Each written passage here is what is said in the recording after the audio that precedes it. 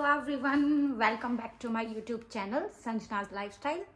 आई hope आप सब अच्छे होंगे and very good morning, actually very good afternoon, क्योंकि दिन के बज रहे हैं 3 और मैं सुबह से सो रही हूँ। और ये जो मेकअप आप मेरा देख रहे हो ना, ये कल का ही है। मैं रात को उतारा नहीं था एक्चुअली, और मैं ऐसे ही सो गई थी। एक्चुअली मुझे कल किसी से मिलने जाना था, तो मैं मिल के आई थी और उसके बाद मैंने ये मेकअप नहीं उतारा है। And this is for you और वाला। तो करते हैं आज का व्लॉग स्टार्ट। और एक्चुअली आज मैंने सोचा था कि मैं किसी चीज़ का रिव्यू आपको देती हूँ, जेन्युइन रिव्यू, क्योंकि वो फेक नहीं है बिल्कुल भी। मैं नहीं चाहती कि मैं किसी का भी फेक रिव्यू दूँ। जो मैंने खुद ने रिजल्ट्स देखे हैं, मैं वही आपको रिव्यू दूंगी, बिल्कुल जेन्युइन। तो मैं आज जो आपको रिव्यू देने वाली हूँ वो टॉपिक है लेज़र का। एक्चुअली लेज़र हेयर रिमूवल जो आजकल बहुत फेमस है, VLCC, उसने भी बहुत सारे जॉइंट वेंचर कर रखे हैं और भी हैं, बहुत सारे हैं आजकल। तो इतने सारे खुल गए हैं और इतने इतने ऑफर्स दे रखे हैं। बट मैंने भी लेज़र कराया था। मैंने जो कराया था वो कराया था वैल्यू वेलनेस से, जो उस टाइम पर VLCC के साथ उनका कुछ टाइप था, बट जो अभी ख़त्म हो चुका है। तो मैंने लिया था वो, आई थिंक मई में लिया था शायद मैंने। तो जिसमें उनका कुछ ऑफर आ रहा था, जो मैंने इंस्टा पर उनका कुछ देखा था कि 30,000 टू 29,999 का कुछ था। लेज़र के लिए मैंने बहुत सर्च किया था। इंस्टा पे बहुत सारे ऑफर्स आते थे, अलग अलग ब्रांड्स के, बहुत सारे खुल गए हैं अब तो।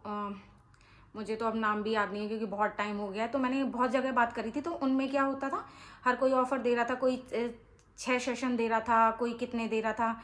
बट मेरी जो सबसे अच्छा ऑफर मुझे जो लगा था वो ये वैल्यू वेलनेस का ही लगा था। मेरा VLCC में ही बात हुआ था, बट मुझे वैल्यू वेलनेस का प्राइस थोड़ा ठीक लगा था। वो उस टाइम 30,000 में 29,999 का दे रहे थे 6 सिटिंग। तो लेकिन फिर मैंने सोचा कि चलो ट्राई कर लेते हैं, सबसे अच्छा मुझे उसका लगा। तो मैं वहाँ पर गई, मैंने फ़ोन कर लिया था उनको सर्च करके। आसपास जो था मेरे, वहाँ गुड़गांव से मैंने लिया था, सेक्टर 15 में था मेरे नियर बाय जो था। तो वहाँ मैं गई, तो फिर वहाँ मैंने ऑनलाइन 1,000 रुपये दे के उनको अपना वो बुक करा लिया था सेशन।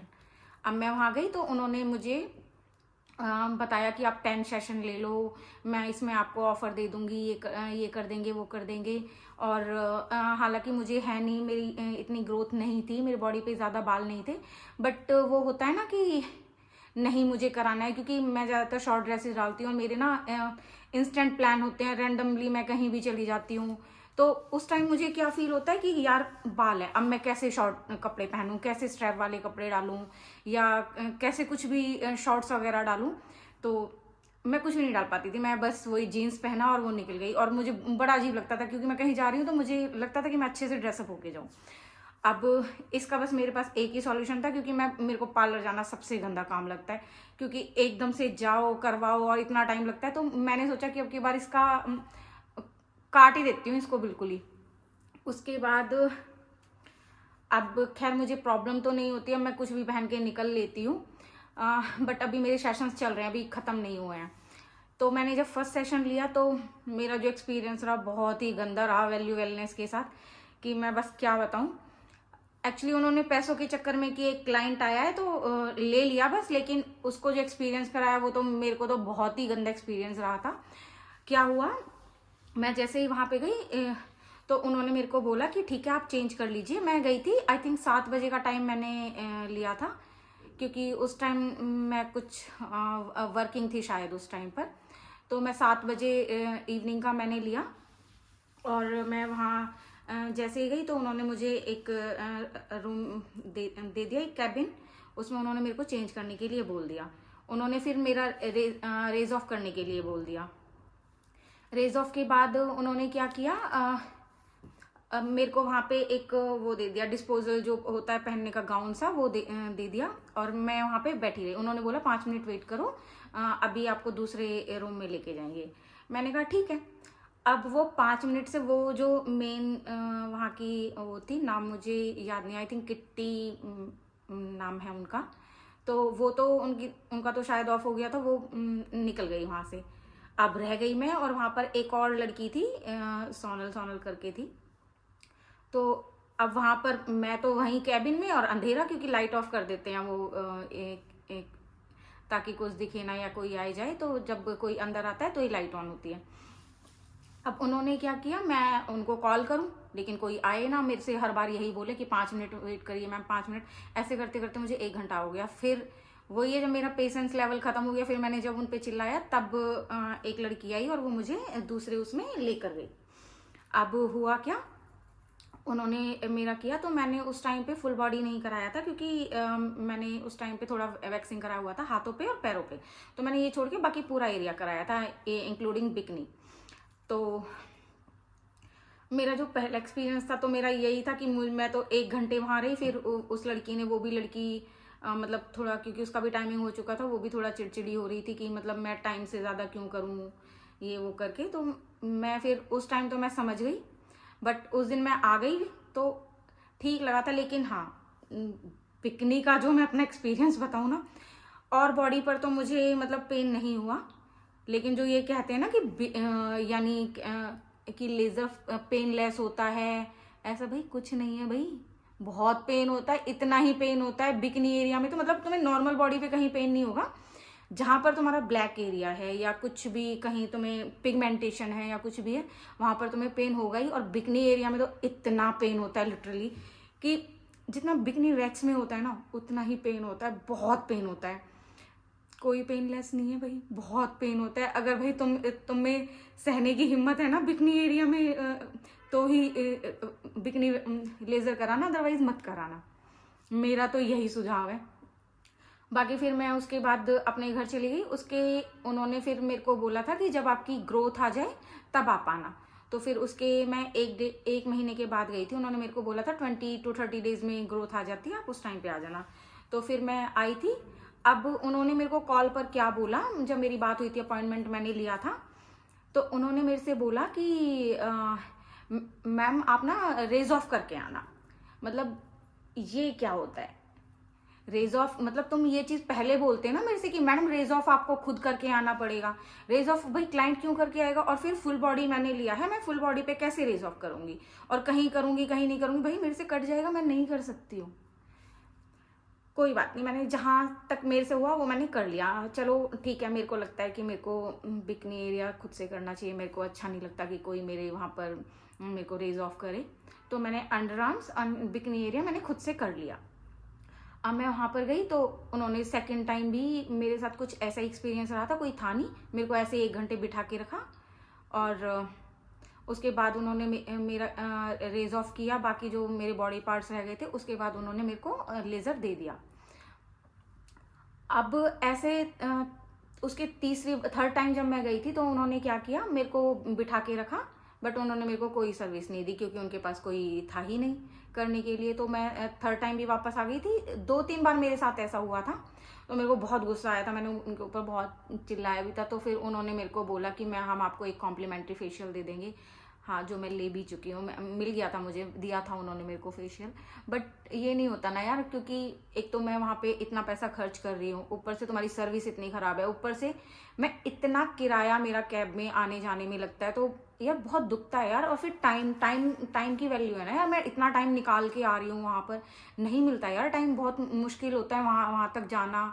और अब उसके बाद अभी जो मेरा फिलहाल है, मेरे 10 सिटिंग्स मैंने का पैकेज मैंने लिया था, जो उन्होंने मुझे 35,000 का दिया था, जो आपका कैब वैब का सबका आने जाने का खर्चा लगा के ना 60-70 हज़ार तक पहुंच जाता है। अभी जिसमें से मेरे आई थिंक 7 सिटिंग मैं ले चुकी हूँ। बट जो मेरे रिजल्ट्स हैं, फेस पे मुझे इतने बाल नहीं थे, मेरे को यहाँ पर थोड़े बाल थे, लेकिन मैं अपर लिप की बात करूँ तो अपर लिप पे मुझे अभी भी ग्रोथ आ रही है 7-8 सिटिंग होने के बाद भी। जबकि मेरे को तो इतना ज़्यादा ग्रोथ भी नहीं था, मेरे बॉडी पर ही बहुत कम रोए रोए से बाल थे, उसके बावजूद मैंने लिया।